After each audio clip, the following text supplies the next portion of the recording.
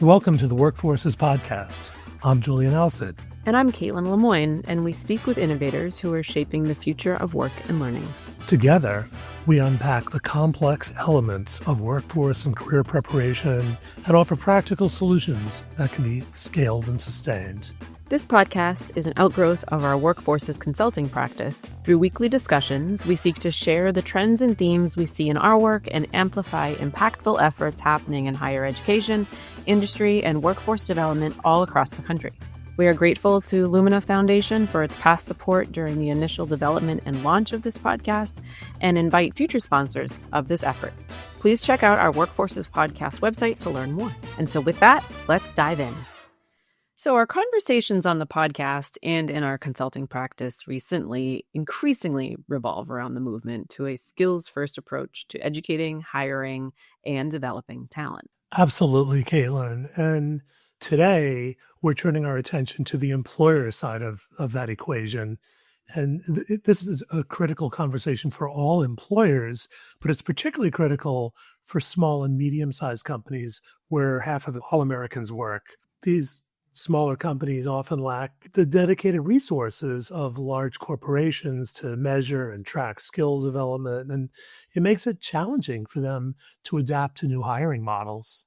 That's right. And while skills are all the buzz, there can be a real gap between intent and action. According to the Society for Human Resource Management, or SHRM Foundation, 90% of employers acknowledge the benefits of skills-first hiring, but only 15% have actively implemented it. That's a striking gap. And many HR leaders and executives recognize its strategic value, but struggle to implement significant changes. Our guest today is uniquely positioned to address this challenge with a particular focus on helping small and medium-sized employers unlock a wider range of qualified candidates by valuing a candidate's abilities and understanding how skills relate to traditional credentials. Agbeshie-Noye is Program Director for Widening Pathways to Work at the SHRM Foundation. Over the last decade, he has served in a variety of leadership roles across nonprofit organizations and higher education institutions and focused on aligning strategy, culture, and operations to create lasting transformation. He's also been an instructor for undergraduate and doctoral student seminars, exploring his passion for easing student transitions through their educational experiences. Isaac earned his bachelor's degree in sociology from the University of Virginia, as well as master's and doctoral degrees in higher education administration from George Washington University. Isaac, welcome to this podcast. We're so excited to have you on Workforces with us today. Yes, thank you so much for having me. I'm excited to be here. Yes, and thank you for joining us, Isaac. We've talked a little bit about your background. Well, tell us a bit more and what led you to your role at the SHRM Foundation. I got here in part because I'm always very fascinated and very passionate about education and how people go about learning things that then activates them to do things. And so working in higher education and encountering all of these college students that came in at 18, 19, 20, 21 years old with some understanding of the things that they thought that they were going to do for the rest of their lives, that was just really fascinating to me. And then seeing the evolution over time where their mind changed around that thing, that was also fascinating. I ended up getting into workforce development and talent cultivation because I realized that it wasn't just enough to understand what they were learning when they were on the college campus. I was really intrigued by then what did they do? Like, where did they go? Where did they end up? How did they navigate their careers after they left that environment? And so that kind of helped me think more broadly beyond getting people to degree attainment to getting them actually to career mobility and to ultimately productive citizenry, which is what the mission of higher education is actually designed to be. And so I got connected to the SHRM Foundation in part because I just have been really fascinated with how do we get employers into the game even further to understand their role and to help them as they are trying to tap into this workforce that is filled with skills, but yet we're not matching people in ways that are quick even though we can see some of the ways in which there might be alignment. And so this position is actually structured to help try and address that gap. As we jump into this conversation, we'd love to learn a little bit more about the SHRM Foundation and your role in widening pathways to work. The SHRM Foundation is the 501c3 nonprofit arm of the Society for Human Resource Management. And the Society for Human Resource Management is the largest network of HR professionals in the world. And so we have 340,000 members that are then deployed and activated into all types of businesses around the world. And so we believe that we can leverage HR and leverage those professionals to advance social good, which is how the foundation came to be. And so in the foundation, we focus on three bodies of work. Strengthening the HR field, because we don't often think about who's going to come behind the current HR folks and who is actually going to take on the new challenges related to HR, and how are we positioning those folks to be successful in that. And so we have a body of work that's focused there. We have a body of work that's focused on thriving together and how are we creating cultures of care within employers and employer environments. And so how are we focusing on things like the social determinants of health, about or caregiving or workplace mental health, the types of things that make people feel seen and safe at work in order to continue to be there. And then the third part is my area, which is the Widening Pathways to Work area, which is focused on skills first and the things that we do to help employers adopt skills first approaches. How do we test things, try things out so that we are reducing the risk as best we can for people to adopt initiatives that are going to help talent be seen better. And then the other part of that is untapped pools of talent. So who are we not seeing? And how can we create opportunities to see them better and also to get them fully activated in this world of work? And so the SHRM Foundation does all of that. And our goal is to try and figure out what's the messaging, what are the levers, who are the partners that we need to bring together to actually make this ecosystem work for job seekers and employers at the same time.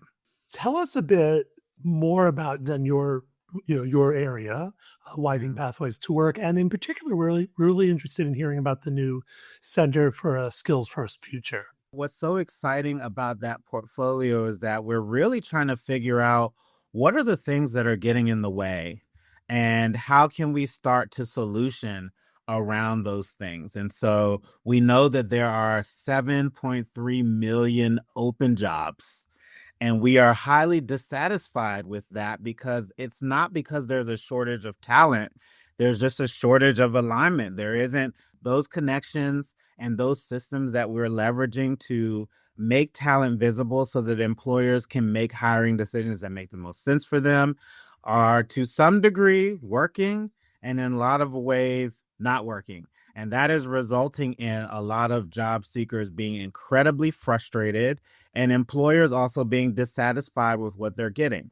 And in an age of AI where we do have some functions that are being shifted based on technology, and we have job seekers leveraging AI to try and make themselves look more visible and competitive, we're in this environment where we have to be having this conversation about how we get these different sides to see each other. So that is what's exciting about the Widening Pathways work, because we are going to have to be considerate of all the things that are happening socially if we're going to make these pathways wider for everybody to walk through them. The Center for a Skills First Future, we just launched that in June. We're really excited about that because this is our try to help meet employers where they are. And that type of work is critical. You've mentioned before about our specific focus on small and mid-sized businesses. This is intentional because for large and enterprise businesses where you are well-resourced to try a lot of things and figuratively throw a lot of spaghetti at the wall, you can try a lot of things to see what works, and then you can invest or make investments based on what you think is working, and you have teams to support that. You have quite frankly, you have teams to try a lot of different things. For our small and mid-sized businesses, they do not have that luxury as much. It's usually a team of one or a team of two that are driving all of the initiatives related to human capital in the organization. And so you can't, it's hard to be thinking about managing benefits and also recruitment and also employee grievances and also onboarding and offboarding. And so what we were trying to do is to figure out how can we put a series of tools at someone's fingertips and let them choose their own adventure. And so that's what the center really tries to do. So we have four major components of it where we are trying to take resources and make them most accessible. We have a skills action planner. So any organization can go in and just knowing what's going on at the organization, you can take this assessment, which will give you a readout of your current state and where you are in terms of adoption of skills first practices. And also it maps out for you your desired state based on what you said that you would like to be. And we just then curate a list of resources to help you get from point A to point B. And so we try to remind people this is the time to be ambitious, but we don't have to boil the ocean. So you get overwhelmed when you think about all of the skills first things that you could do. We try to normalize for folks, but it's okay to just do one thing.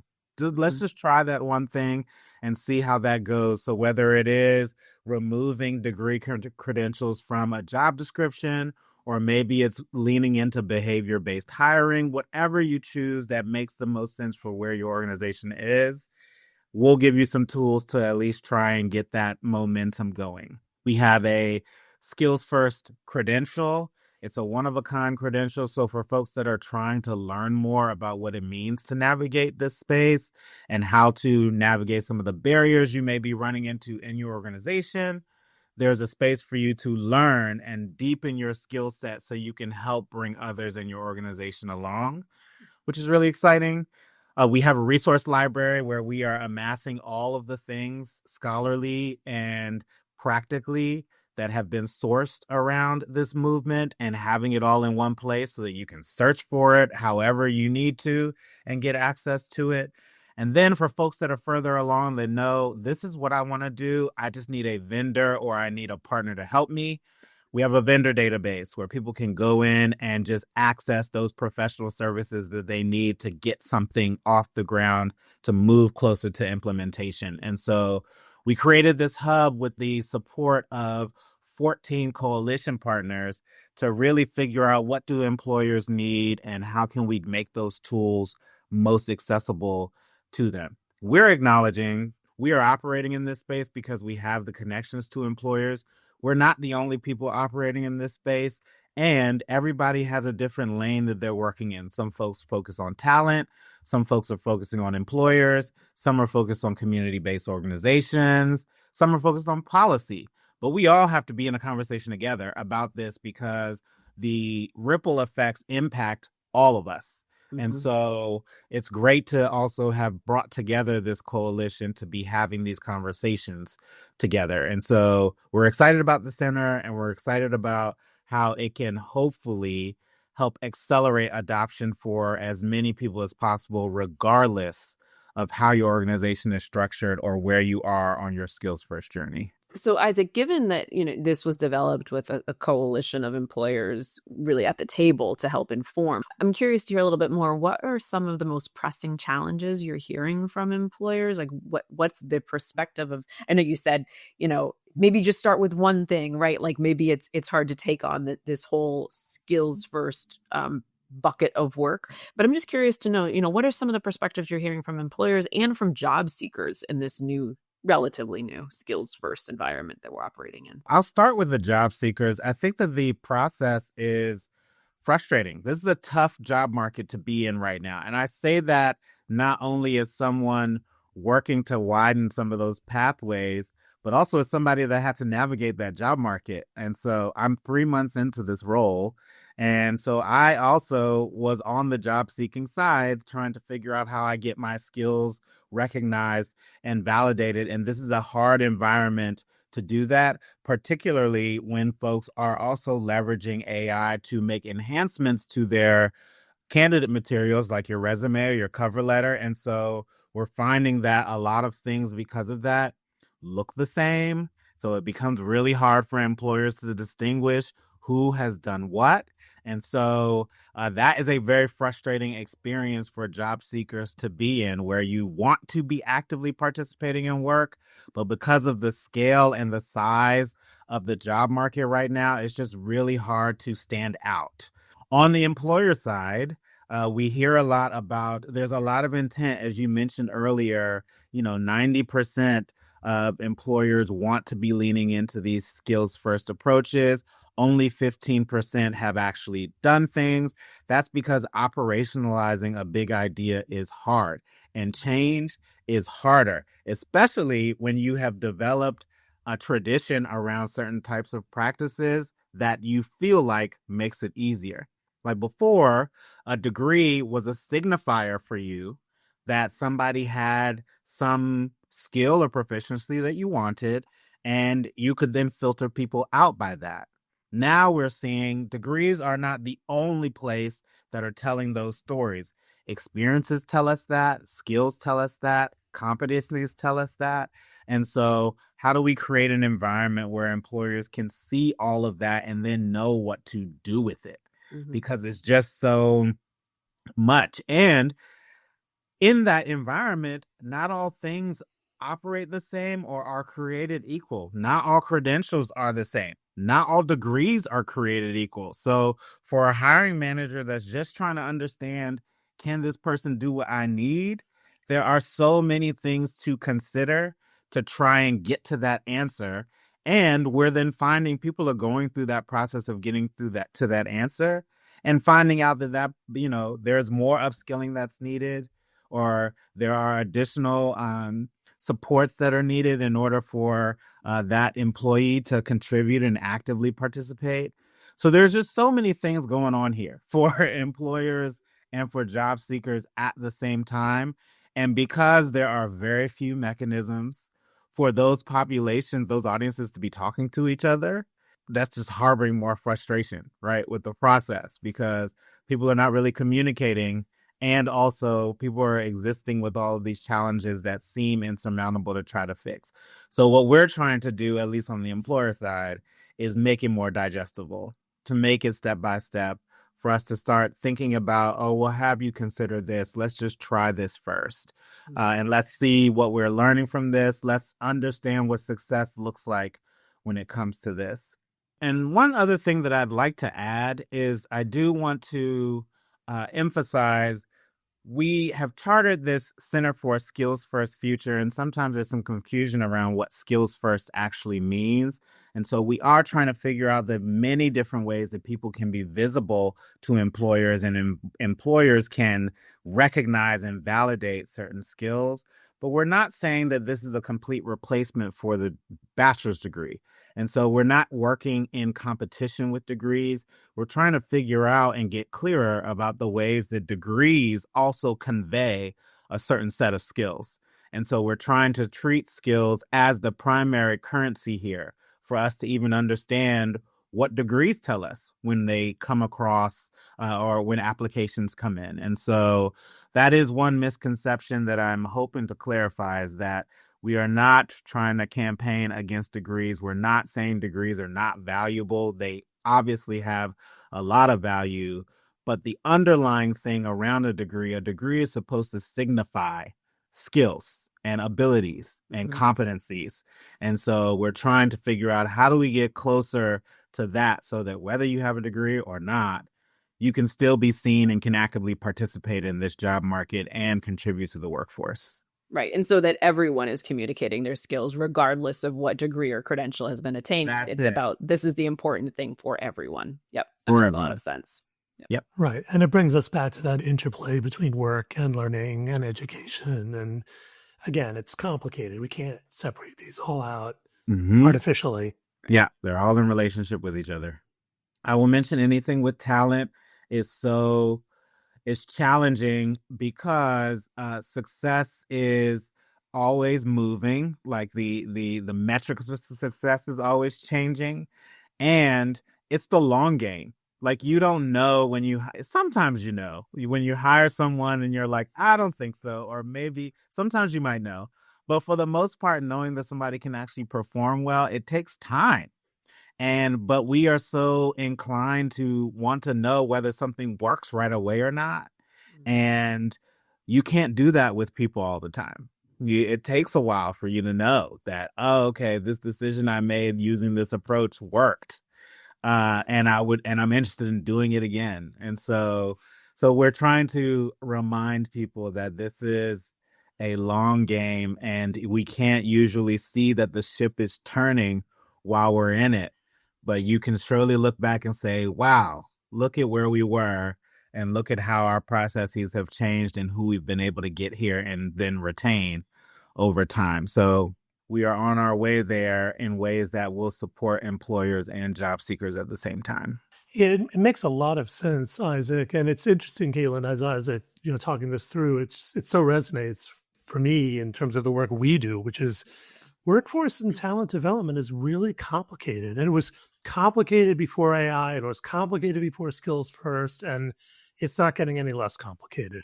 And so a lot of what we end up focusing on is trying to start somewhere and to iterate and to get some success and to try to build on the success. And if something doesn't work, to adjust. And as you say, because each situation is so different, each, down to the employee or the company or the industry. And I guess the question I have for you is, and I understand that Center's early days, it sounds like you've been giving this a lot of thought, obviously, and interested to hear about any early wins, sort of specific early wins that you can speak to, where companies have begun implementing skills-based approaches to, you pick recruitment, hiring, training.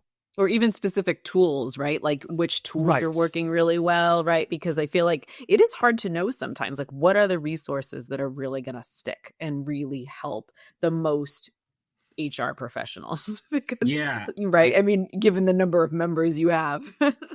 I love this question because there are just so many stories to tell. And this is in part what we are so excited about with the Skills Action Planner, is that it does give people also, because they're reporting on their current state, they're telling us about wins that they've already achieved that they may not even be recognizing as wins.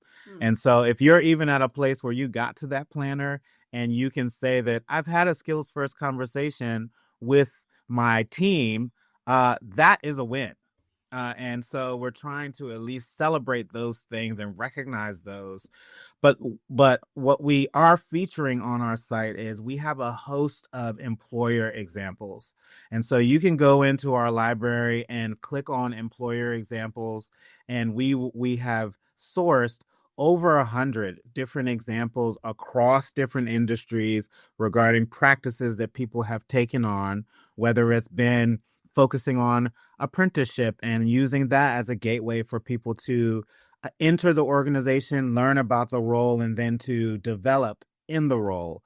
Or we have organizations that have taken advantage of different ways of seeing and recognizing skills so that they could then provide a curated list to employees regarding the types of skills they could develop in order to be competitive for a promotion or an advancement in their job.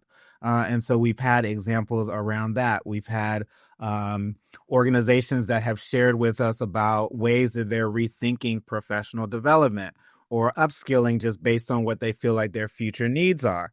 And so we've had organizations that have built succession plans built on the skills that employees who are leaving with, so that they know then what to recruit for and how then they need to upstaff themselves in order to perform those jobs in the future. So we have lots of examples there so that people are leaning into those for inspiration. And it's not just you looking at a checklist and figuring out, I need to do A and then B and then C. It's you trying to figure out, okay, this organization took this approach. They're working in construction, they're working in manufacturing, they're working in retail, and they have understood that this is a problem for them and this is how they went about trying to fix it. That may not be the approach for me, but I could take some of the things that they've applied there to think through what could actually work for me and where I am. And so the employer examples, I'm going to always be yelling off of, I'm always going to be screaming about those because more than scholarly articles and other things, they give you some idea about how somebody took theory and actually turned it into practice, but practice that worked for them. So I do encourage folks, we have quite a few there because we've had to design a product that hopefully was industry agnostic, even though people are always wanting to know, people are always feeling like they are a snowflake in the world of work. Like there's nobody else like them. And that is to some degree true. But a lot of the issues that we deal with are similar across a lot of organizations. And so just seeing some examples of how people have gone about it and a lot of different examples hopefully helps to unlock people's minds and hearts to think differently about what it could be. And so I encourage folks to check out that library just to see some of the examples that we have in there that we're really excited about. So, building off of your last response here, I feel like what you just said about, the industry agnostic tools and steps and strategies, especially, but you could provide industry specific examples as well. I'm curious, what practical steps do you recommend that our audience can take to become forces in developing skills first practices? What are a couple of takeaways you can leave our audience with today? Yeah, so I will respond to that in two ways. So thinking about audience as employer, understand where you are. So we have that skills action planner to just position people to just understand, can you articulate what is going on at your organization right now? What are your needs currently and what do you anticipate your needs being?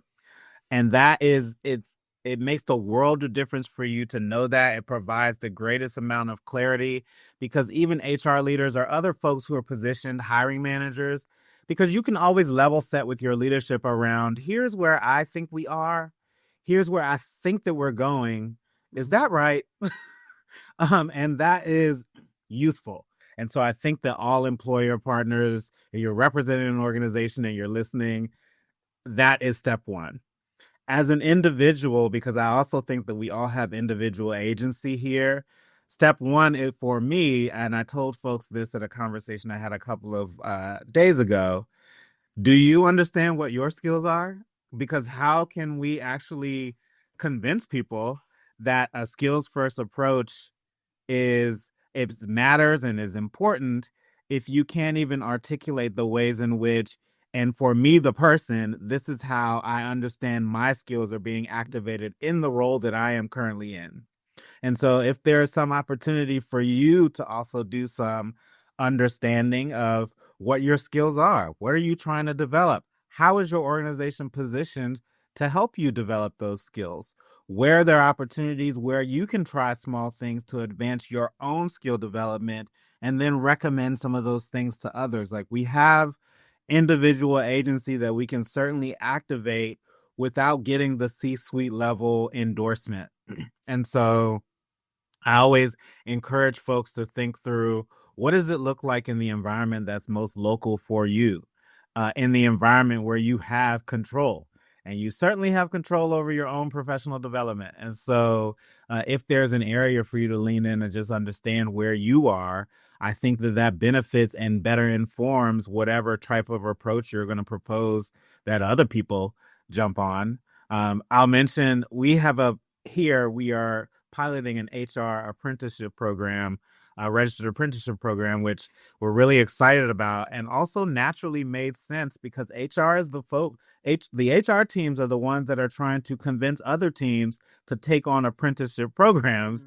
And so it would make sense for HR to also have an apprenticeship program to understand what the pain points are, because then you can speak to it from experience as opposed to trying to sell people on a concept or idea where they're going to present to you the challenges and you might not know how to respond to them. And so I always offer that. Just start local, start with what's in your locus of control, And let's see what lessons you can gain from that can inform the way that you try and bring and motivate other people to come along. Very practical, very grounded.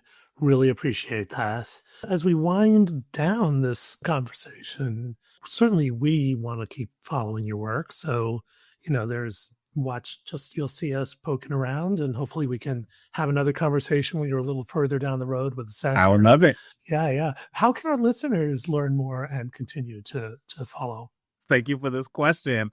The center that I speak of is located at skillsfirstfuture.org. And so when you visit that site, you'll see all of the components that I've discussed here.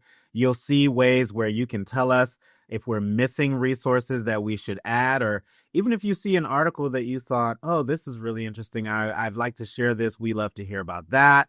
We have places where you can sign up to hear more about new things as we're developing them.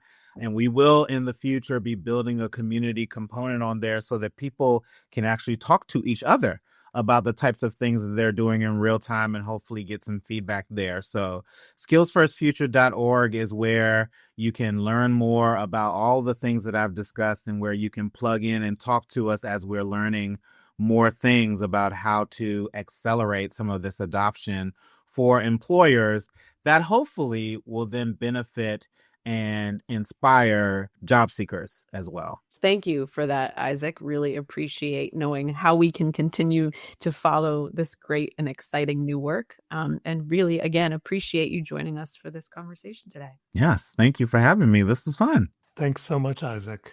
We hope you enjoyed today's conversation and appreciate you tuning in to Workforces. Thank you to our listeners and guests for their ongoing support, and a special thanks to our producer, Dustin Ramsdell. If you're interested in sponsoring the podcast or want to check out more episodes, please visit workforces.info/podcast. You can also find Workforces wherever you regularly listen to your favorite podcasts. If you enjoyed this episode, please subscribe, like, and share it with your colleagues and friends. And if you're interested in learning more about Workforces Consulting, please visit workforces.info/consulting for more details about our multi-service practice.